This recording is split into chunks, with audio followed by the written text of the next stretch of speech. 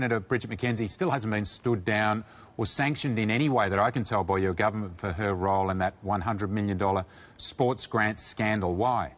Well, I reject the premise of what you've actually just put forward. Which is? Senator McKenzie what do you mean by that?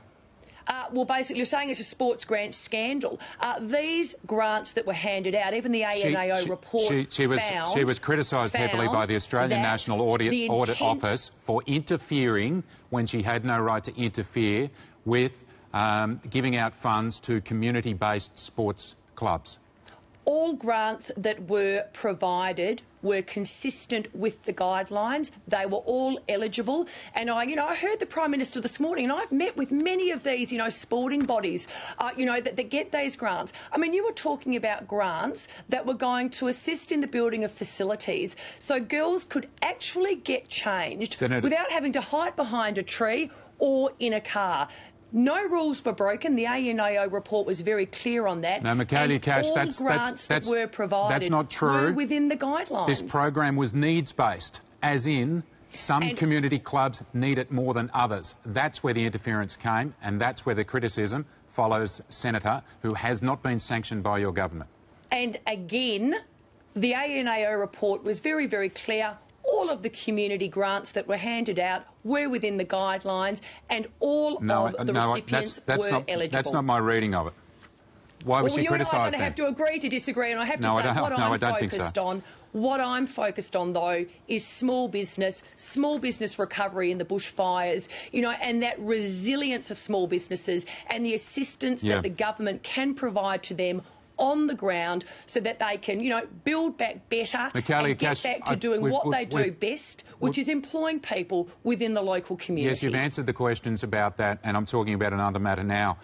What's the government done to find and assist volunteers in charge of those sports clubs that were ripped off by the Senator's actions to interfere with this program, which she was not supposed to interfere with? Well, again, I think you and I are going to have to agree to disagree because have you searched for those clubs that missed out on funds? And as I've already stated, these programs, they're great programs, and I think with so many of them, they are always oversubscribed. Ministers make their decisions based on recommendations that come from departments, and as Senator McKenzie did in this case, all of the grants that were provided were to eligible organisations. So you wouldn't be interested in comparing the need now after that criticism, perhaps before a Senate inquiry. You've got no interest in comparing the needs of the Mossman Rowing Club versus other clubs that have missed out on funding. You've got no interest in examining that. I think the Minister's been very clear.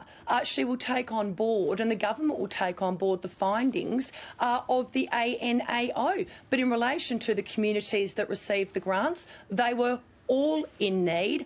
They were all eligible. But as I've said, I'm the Small Business Minister. I know what I'm focused on. I'm focused on today the further announcement by the government of ensuring that we are getting funding out the door to small businesses that are in need of this assistance so that they can rebuild back better and do what we need them to do. Become yet again the lifeblood of their local community. Just one final one. Politicians are always in charge of different grants programs, and they might be set up slightly differently. Have you ever interfered with a non-political grants program? Well, again, I'm going to have to reject the premise of your question in relation to Senator McKenzie. No premise, it's a straight question. Guidelines are followed and decisions are made. Michaelia Cash, thank you. Great to be with you.